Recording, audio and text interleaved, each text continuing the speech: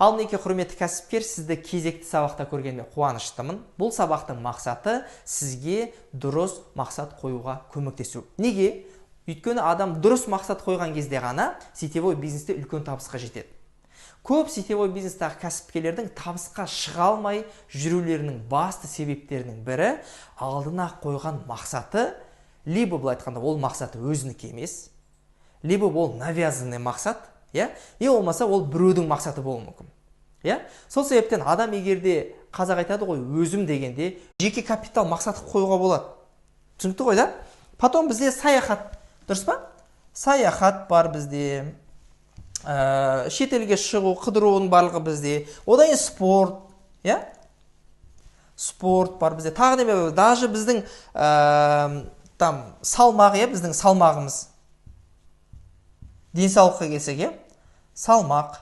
Біздің салмағымыз қанша? Вес дейді ғой, айтқанда, и потом біздің оқитын кітабымыз. Книга, яғни.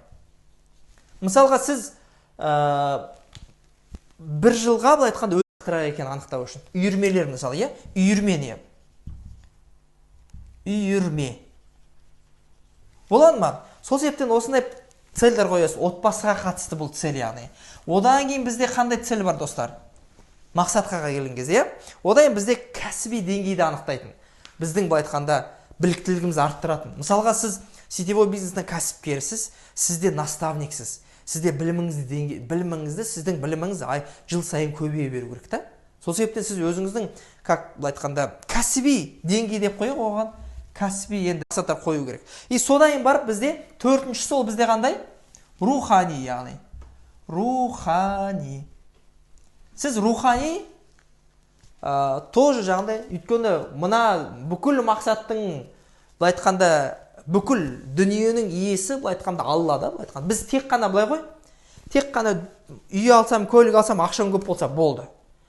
То есть, өйстіп қана көбісі ойланады да, бірақ ол үй саған не үшін керек? Ол үйдің, ақшаның бүкіл иесі кім? Бүкіл иесі Алла да. Сол себептен сіз руханида мақсат қойыңыз керек. Минимальный да бар, средний мақсатта бар, и максимум бар.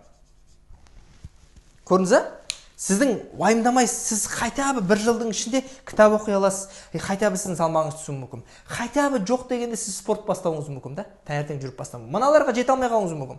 Бірақ сіз қандай мақсаттарым орындалды деген кезде өзіңізге бұл күшті да, өйткені мақсат ми үшін, былай айтқанда, мақсат андай болып есептеледі екен, ол размері, андай цифрасы қатты маңызды емес ми үшін. Ми үшін, яғни мен жетіп жатырмын ба, жетпей жатырмын ба деген, яғни галочка ғой. Сіз